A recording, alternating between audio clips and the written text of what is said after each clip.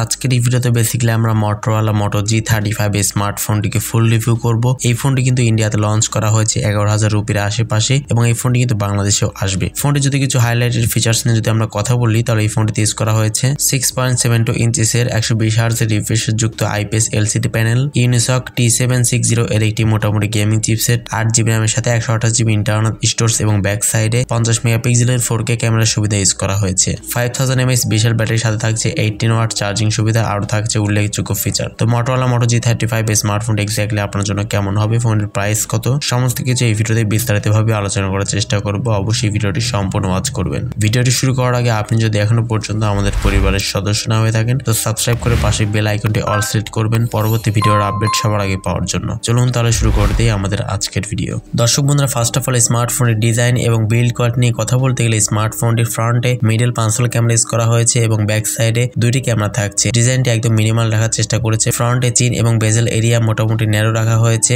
এবং এটি কিন্তু একটি প্লাস্টিক বিল্ডের ফোন এবং ব্যাক সাইডে লেদার ফিনিশিং থাকছে।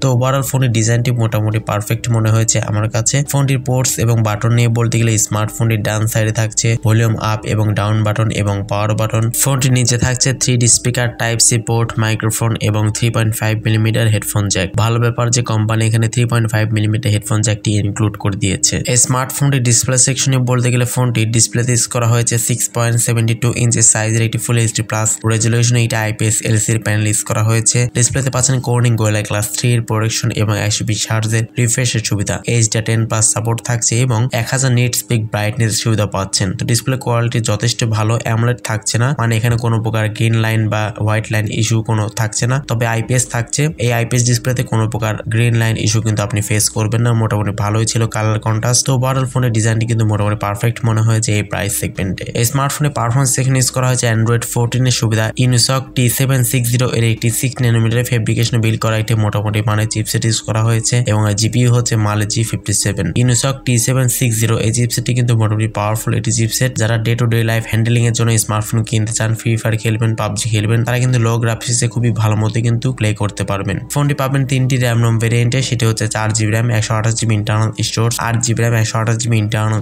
স্টোরেজ এবং 8GB RAM, 256GB internal storage. ফোনে ক্যামেরা সেকশনে বলতে গেলে ফোনে ব্যাক সাইড থাকছে মেইন ক্যামেরা হিসেবে 50 মেগাপিক্সেল, সেকেন্ড ক্যামেরাটি হচ্ছে 8 মেগাপিক্সেল, একটি আলট্রা ওয়াইড সেন্সর। দুইটি ক্যামেরা কিন্তু মোস্ট গুরুত্বপূর্ণ এবং ফ্রন্টে থাকছে 16 মেগাপিক্সেল একটি ক্যামেরা।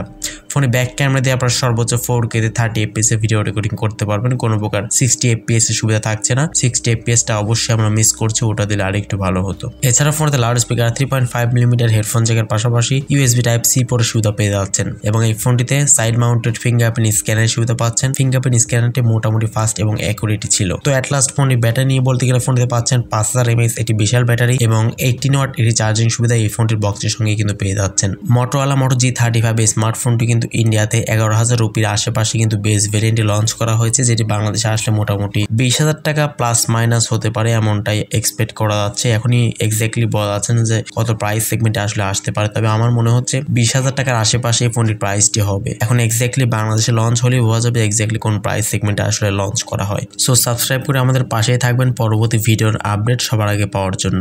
সো আজকের মতো এ পর্যন্তই, দেখা হচ্ছে নেক্সট ভিডিওতে। সে পর্যন্ত সবাই ভালো থাকবেন, সুস্থ থাকবেন। আসসালামু আলাইকুম।